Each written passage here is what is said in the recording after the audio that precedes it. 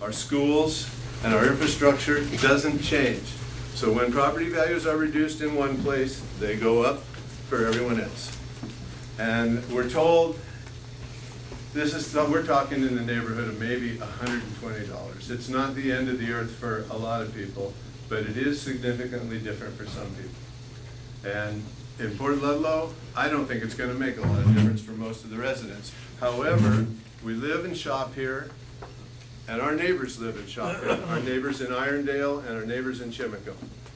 And for a family in Irondale or Chimican to experience an increase in their property taxes, it could mean not going out for pizza twice a month, which could mean the pizza parlor is only going to need 3 people working there in a few months instead of 7.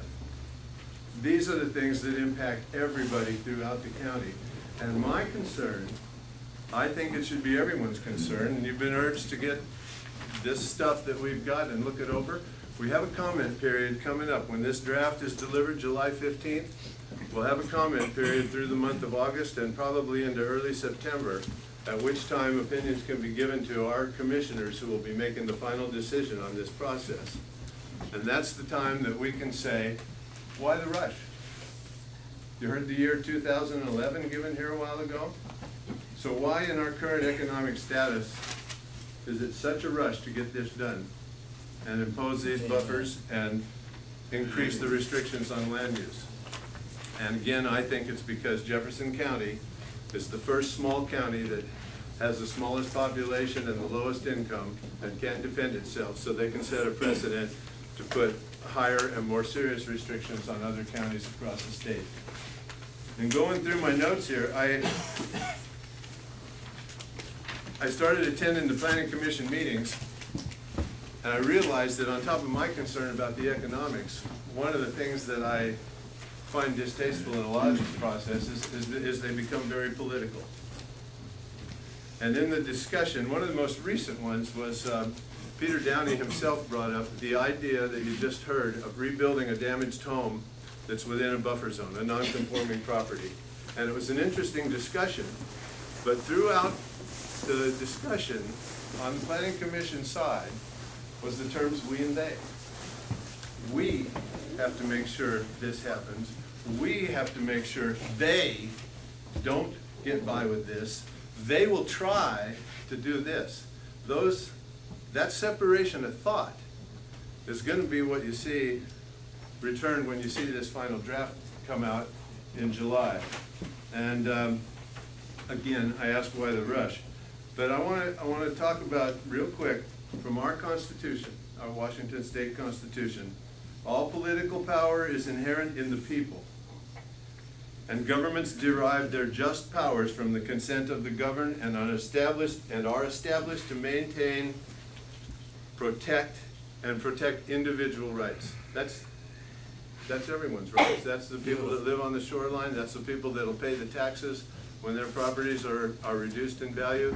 That's everyone in the county. Section 3 says, no person shall be deprived of life, liberty, or property without due process of law.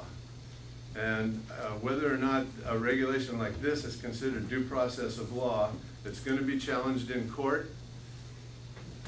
It's going to be decided in court, and the cost of that, again, will be borne by the residents of the county in a time when most people know our economics are not real stable. And that's not, I don't think, conducive to anyone's welfare in the county. And number 6, section 16 in our Constitution is eminent domain. Private property shall not be taken for private use except for private ways of necessity, for drains, flumes, or ditches, and on across lands of other agricultural, domestic, or sanitary purposes. No private property shall be taken or damaged for public or private use without just compensation. Restricting land use, placing buffers on it, telling people they can't use it for the benefit of everyone is taking land for public use, and that has to be compensated somehow. It's in our Constitution. And it can't be taxed. Well, there you go. The taxes should be reduced, and again, everybody else will pay for that. So, are there any Rotarians here? Anybody in the Rotary? I have a good friend in the Rotary, and a simple test they have, when you see this draft, And when you hear more about this process and when you think about it, the Rotarians put a simple test on all their activities. It's called their four-way test. Is it the truth? Is it fair to all concerned? Will it build goodwill and better friendships? And will it be beneficial to all concerned? And that should be the just test of the final plan we deal with, the program we deal with. So we've got July 15th, we'll have a draft that'll be in our commissioners' hands, and they'll have a month or so to deliberate about it, and they'll be listening to all of us to see what we think and see what our input is. And I urge you all to take a look at it. I don't urge you to agree with me, but I urge you to talk to our commissioners and let them know how you feel about the rush to put this through when we've got an ailing economy and a couple more years to worry about it. So thank you for your time.